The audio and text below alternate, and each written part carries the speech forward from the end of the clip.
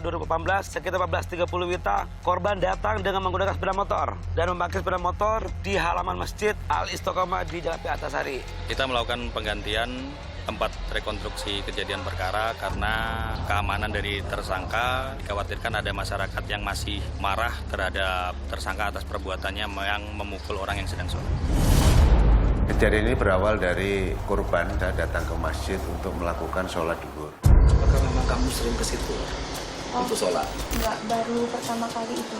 Baru pertama kali itu ya? Iya. Itu kok sampai ke situ kamu ke masjid itu? Karena kebetulan waktu itu habis ngerjakan tugas dan ngeliat jam itu udah 2:30 karena takut nggak sempat sholat zuhur, jadi akhirnya memutuskan untuk mampir ke sana. Korban bertemu dengan tersangka sambil menanyakan, "Toilet di mana?" Lalu dijawab oleh si tersangka, "Di belakang." Begini ya, benar ya? Waktu datang itu dia duduk di sana tiduran kayak gitu. Jadi pakai baju koko juga. Jadi saya kira pengurus di sana. Ada pakai koko gitu Iya, ya? baju koko, baju muslim. Kamu sebagai apa di sana? Kamu sebagai pengurus masjid atau apa? Bukan, saya cleaning service lah di situ, Pak. Karena Service, sudah berapa lama? 3 hari. Di masjid tersebut dalam kondisi yang sepi, yang ada hanya korban dan pelaku. Pas sebelum kamu ngambil air wudhu waktu itu, kamu ada curiga nggak sama dia? Sempat ada curiga karena dia nanya, "Mbaknya sendirian kah?" Dia bilang, "Iya." Terus kamu jawab apa waktu itu? Waktu saya jawab, "Iya mas, saya sendirian. Ini mau wudhu, mau sholat." Saya bilang. Di situ saya tinggalkan wudhu. Begitu saya balik, tas itu masih ada. Akhirnya nggak curiga lagi. Iya. Akan menghampiri korban dan bertanya, "Mbak sendiri aja kah?" Benar nggak seperti itu? Iya, Oke. Lalu dijawab korban, "Iya, saya sendiri aja mau sholat." Nah, setelah begini, laksana. Kamu bisa pastikan bahwa si perempuan sendirian, kamu bisa bebas mengambil tas itu ya mungkin? Iya. Ya seperti itu? Yang mana? Kamu berarti sudah ada dong waktu itu? Mau ambil uangnya. Oh iya, kan berarti kan dia tuh sudah ada kan? Iya gitu. Karena dia seorang perempuan, maka timbul niatmu gitu. Setelah korban selesai melaksanakan wudhu, kemudian memasuki masjid dan kemudian melakukan sholat zuhur. Jadi adegan kelima ini, setelah dia ngambil wudhu tadi, dia masuk ke dalam masjid, memakai peralatannya itu untuk memakai mukena. Sementara juga di tasnya turun di depan. Sementara korban masih di sini, si tersangka di luar. Di saat itulah pelaku mengambil balok yang berada di samping masjid. Terus yang kayu tadi ini emang kamu persiapkan sebelumnya kayu? Tidak ada. Terus kamu dapat di mana kayunya? Di bawah tandon itu, Pak. Emang ada sebelum situ? Ada di situ, saya ngambil dari situ. Atau kamu persiapkan sebelumnya memang? Tidak ada. Enggak, beneran? Tidak ada. Jadi kamu ada niatanmu mau ngambil, terus kamu ambil balok itu? Iya. Tersangka tiba-tiba masuk ke masjid sambil memegang kayu balok langsung melakukan pemukulan kepada korban sebanyak 1 kali. Pada saat korban melakukan sholat, pelaku melakukan pemukulan di bagian belakang kepala yang mengakibatkan korban terhuyung. Kemudian pelaku akan mengambil tas yang berada di depan korban. Tujuanmu apa? Ambil uang. Uang. Emang kamu tahu di tas itu ada isinya uang? Belum tahu. Kok bisa ternyata dibilang kamu kuliah gitu? Saya mau ambil uang buat beli nasi, Pak. Apa? Buat beli nasi. Paling saya ambil 15.000, 20.000.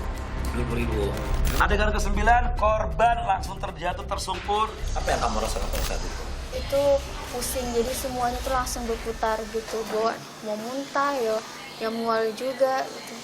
Cuman ngelihat ini kan jatuh, ngelihat ada orang mau deketin tas, panik, jadi teriak waktu itu. Yang saya rasain sih cuma sekali pukulan, itu muka saya ketutupan sama mukena, tapi ngelihat ada orang lebih tinggi gitu kan, dan mencoba ngelawan, sempat kebuka mukena, dia itu udah yang mau lari, jadi cuma ngelihat punggungnya aja yang pakai baju koko itu sama persis. Nggak sempat lihat mukanya. Ya, tapi bajunya persis sama yang dipakai sama orang yang pertama kali saya temui itu. Pada saat posisi korban sedang terlentang, tersangka mau mengambil tas. Jadi, ya benar ya, kamu ngambil begini karena dia masih gerak. Ya. Kamu hantam, betul nggak? Oke.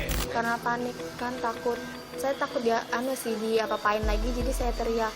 Jadi, tapi nggak tahu kalau ternyata bis itu dipukul lagi. Kenapa kok tiba-tiba kamu nggak bisa ngambil tasnya lagi? Apa karena dia masih bergerak atau bagaimana? Karena si korban sudah teriak maling. Oh, kamu berteriak maling waktu itu, teriak keras. Kelas. Habis itu kamu panik, Aneh ke hari dulu. lari langsung. Pada saat pelaku melarikan diri, korban sempat mengejar dan meminta tolong kepada warga sekitar, cuma karena tidak ada. Kemudian korban menaiki sepeda motornya untuk pulang. Apa yang kamu rasakan saat ini? Masih sakit atau bagaimana di bagian kepala? Di bagian ini sih telinga sama mata itu masih Gimana sakit. matanya? Apa? Jadi kalau bola mata kiri ini dia nggak mau ngelihat ke kiri, nggak bisa. Nggak bisa lagi. Cuman ke tengah aja, stuck di tengah. Jadi kayak ya juling gitu. Terus kalau telinga ada pendarahan di dalam sih. Iya. Akibat dari pemukulan ini, korban mengalami luka di bagian belakang kepala yang kemudian masih melakukan perawatan secara intensif di rumah sakit. Kamu tahu nggak? Tidak tahu, Pak. Kalau itu cacat. Tahu. Karena pada saat itu kaumnya minta tolong untuk bersih-bersih, ajan di situ. Memang kamu saja. So, Terus kok bisa kamu sampai mukul? ya. Kami sangat menyayangkan perbuatan pelaku karena pelaku tega melakukan penganiayaan terhadap korban yang sedang melakukan sholat hanya demi untuk mengambil barang milik korban. Padahal pelaku merupakan marbot sementara yang biasa azan di masjid tersebut. Kok tega-teganya dia melakukan perbuatan? Saya merasa bersalah, dosa besar, Pak. Ada nggak kamu mau niatan untuk minta maaf pada korban? Iya. Betul. Mana ya? Kesal sih. Jadi niatnya mau sholat malah dipukul kayak gitu. Terus juga sempat mikir salah saya itu apa kemarin kenapa dipukul gitu. Jadi ya semoga ini aja sih ke pelakunya dihukum seadil-adilnya.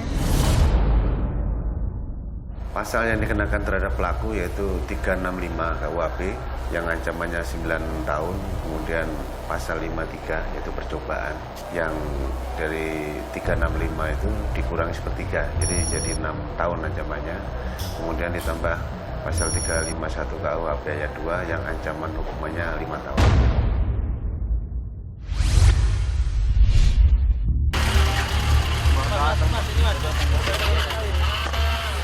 Ini motor siapa nih? Motor siapa? Motor balap ini. Oh iya benar.